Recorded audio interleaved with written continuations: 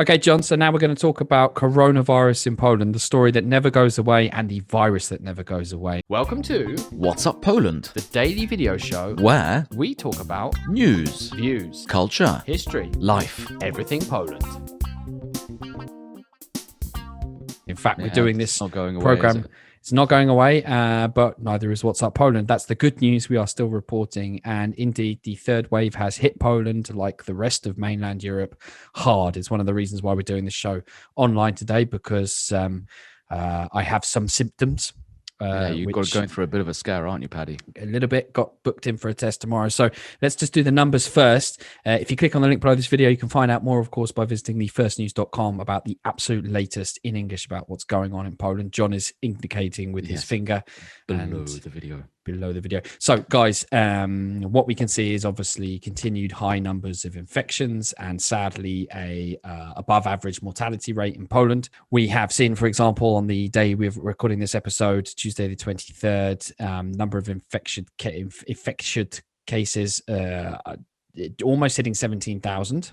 Not quite at the 30,000 mark, which was said to be the 27,000, surely, Paddy. I just checked this morning. It's 16,700, John. Okay. Yeah, I was surprised as well. Said the man in the orthopedic shoes. I was surprised as well because I think at the end of last week, John, we were seeing something like 27. Yeah, exactly. It was really getting close to 30,000. What was the thing about 30,000? You obviously follow this very carefully. You're immune to all of this, of course, in more ways than one. Not just because of your laissez-faire attitude to life and your relaxed, take it or leave it style, but also because you have been immunized against this very virus. Yeah, I have. I've had my first dose, so to speak, and I'm waiting until mid-May until I get my second jab. So I'm pretty pleased. Although I did get the AstraZeneca jab. So, of course, again, recently there were kind of worries across Europe that, it was causing various forms of blood clots and all the rest of it.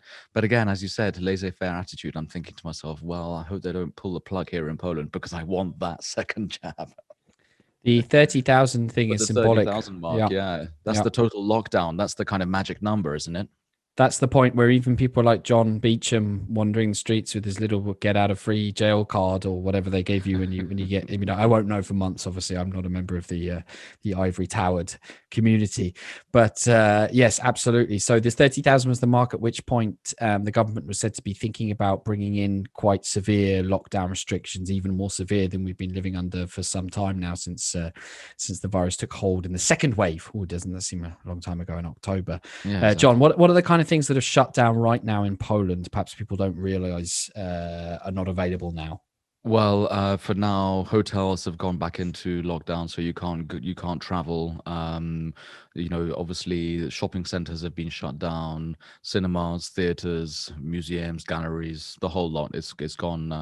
Everything has had to shut their doors to the general public, which means essentially that everyone's at home, staying at home, either working from home or from their office, or somewhere where they can go to work in peace. I actually spent my whole entire day yesterday on Monday the 22nd. I spent it with my son because his preschool has even closed because two teachers actually have been diagnosed with COVID-19.